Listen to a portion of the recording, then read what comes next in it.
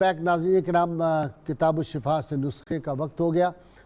دشمن پر غلبے کا وظیفہ ہے یہ، جو شانہ نماز فجر کے بعد 300 مرتبہ اللہ تعالیٰ کا اسم مبارک یا خالق ہوئے گا تو اس کا دشمن مغلوب ہو جائے گا۔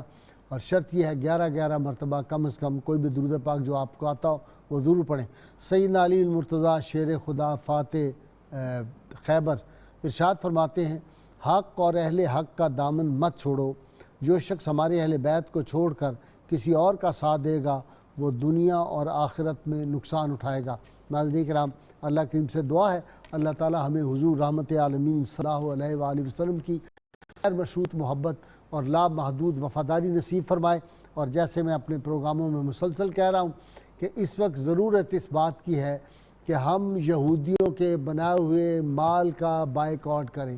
جلوسوں سے کچھ نہیں ہوگا، وہ خوش ہوں گے، یہ ہم گیرٹ کی مدد کریں گے جلوس نکال کے پاکستان میں۔ اس وقت ضرورت اس بات کی ہے کہ یہودی کو مالی نقصان پہنچایا جائے، جتنا ہم پہنچا سکتے ہیں اس کی چیخیں نکل جائیں گی۔ اور انشاءاللہ تعالی اللہ سے دعا بھی کریں کہ اللہ تعالیٰ ان پہ کوئی وہ جو ہے ہٹلر دوبارہ مسلط کر دے، یا اللہ تعالیٰ امت مسلمہ کو کوئی صلاح الدین ایوبی، کوئی سلطان محمود غزنی عطا کر دے اور پھر ہم ان کا قلع قمع کر سکیں۔ ناظرین کرام، وقت ہو گیا اس نعرے کا جو گلی گلی گونج رہا ہے اور تا قیامت انشاءاللہ گونجے گا، تاکہ نعرے کے بعد پھر میں الحاج اختر حسین قریشی سے منقبت ان معصوم اہل بیت اطہار کے خدمت میں پیش کروا سکوں۔ میرے ساتھ مل کے تینوں مہمان نعرہ لگائیں گے، سامعین ناظرین سب مل کے نعرہ لگائیں گے۔ پاکستان کا مطلب کیا؟ لا الہ الا اللہ محمد الرسول اللہ صلی اللہ علیہ وآلہ وسلم۔